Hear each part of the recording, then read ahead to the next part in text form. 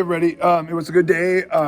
We worked in the morning on math and kind of went over. I quickly took them through the Minnesota State standards, and then I asked them when we were done, think of the ones that you feel like I want to see that again, or because some of them they're like, yeah, I got it, I can do that, and then for others of them, it's like you can tell, and I know what they are just from our interaction about it today, but I want them to be thinking about it too. Like, what's something that I'd want to see again? What's something I need to work on?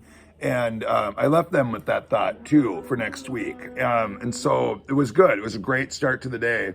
And then after that, we in the middle of the day we did our spelling test. In the afternoon, we did a Venn diagram with red foxes and gray wolves, and that is kind of the compare and contrast thing, and working on those. And so it was really good. It was the kids did a great job on those. I'm bringing them home to grade them, but I thought they did really nice work. And then it was so close to the end of the day, we did go into 5 strikes.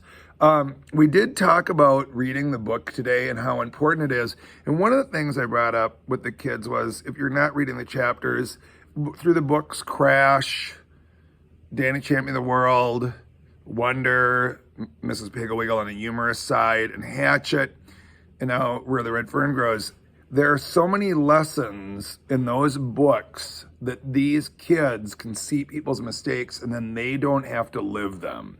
And so for the people reading these books, which is not hard to do, it's a click of a button, just getting that chapter in, being ready to discuss it the next day, they're missing a lot. They're missing a lot of vocabulary. They're missing a lot of, and I know that probably the people that listen to this video are the people that are reading the book, and I thank you, because half the class, that's a really high number for me, which also blows my mind. 50% is like amazing compared to other years. And I beg and plead. I've literally gotten down on my knees in the classroom and begged people to do it. I'm not going to pay them. I'm not going to grade them.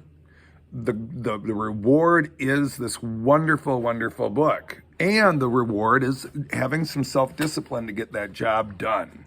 And I just think it's critically important. And it's critical. And we talk about it every day. And I just feel like at some point it's a click of a button. It's a wonderful book. At some point they need to take that on. They need to, it's not complicated. They know how to get to the blog. They know where the link is. They can do this. They need to do this. And it fascinates me in a morbid way, I guess, that I got 50% of the kids doing it. Half are like, even after begging and pleading and telling them what a great story it is and summarizing so they're up to date so they can go in and read it and just, just go home, click that button, find a way to get to hear it.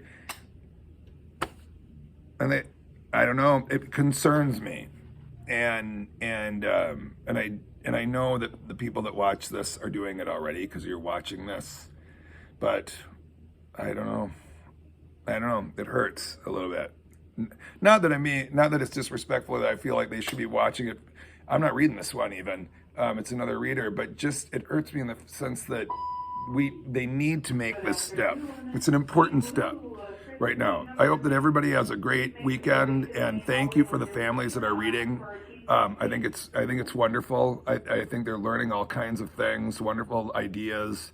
We're able to discuss them and talk about them, and they've lived them. I know that these kids have lived these books. They've seen it happen. Billy Coleman's work ethic, the whole deal. So thank you so much. But I want to get the other ones on board because they're missing so much on many levels. Thanks. Everybody has a good weekend. Thank you. I look forward to seeing the kids on Monday if the snow lets us be together.